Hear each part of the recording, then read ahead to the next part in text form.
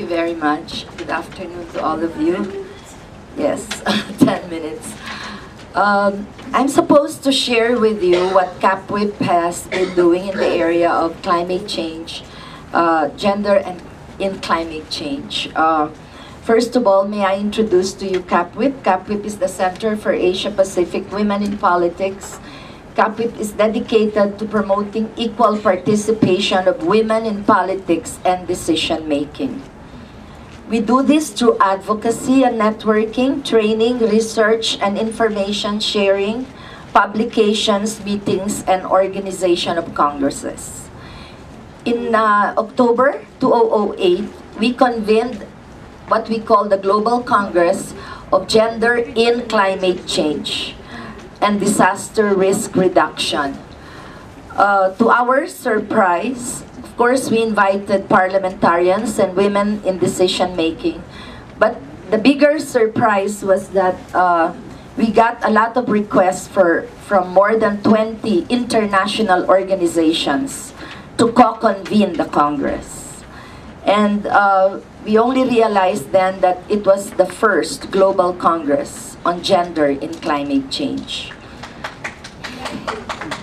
Thank you.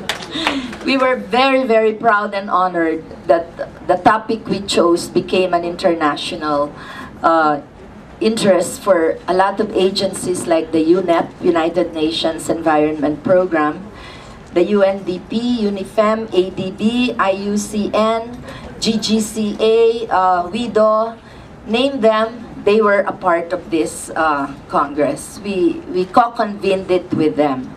And because of such a rich partnership, the Congress turned out to be a very, very substantive Congress.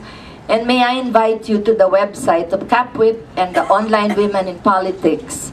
We have uploaded all the talks, all the PowerPoints, to the point where you can hold your own congresses in your own respective countries by looking at these YouTubes and using them as your resource materials. Thank you.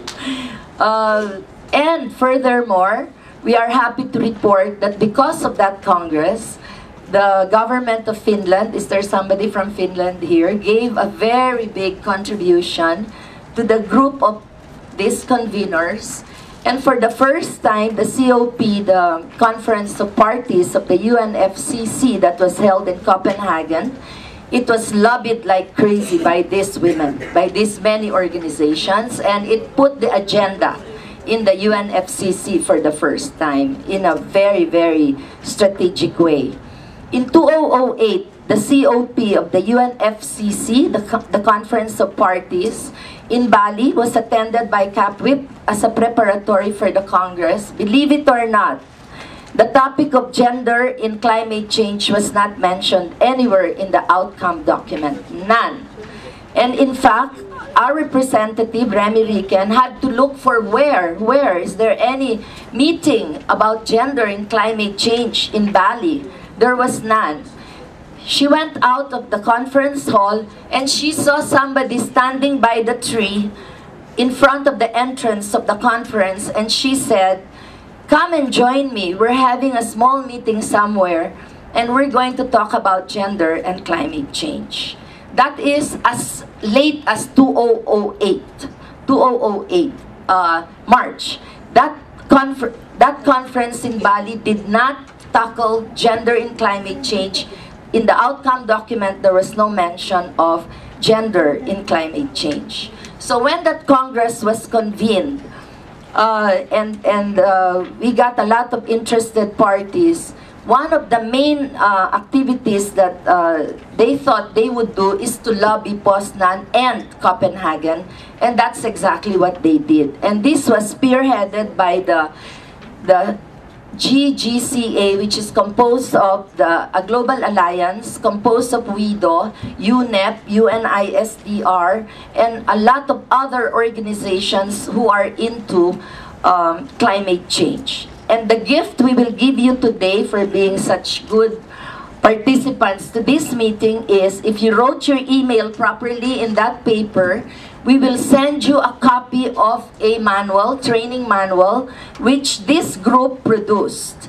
It's a very simple manual, self-explanatory, and you can use it to lobby for gender in climate change in your own organizations to begin with. Okay, so it's called a Gender in Climate Change Training Manual. We will email it to you, so you'll have your own electronic copy and you can download it from. We'll email it to you, and you're free to use it, free to duplicate it, and free to make copies of it, free to adapt it if you wish to your own local conditions. And if you have any questions on how to use it, feel free to contact us, any of the members of GGCA, which are listed here, by the way, in the Manila Declaration that we distributed, and we'll be happy to help you so that you can use it. Now, just to walk you through that document, through that training program, which is also the meat of what I would like to share with you, and you will find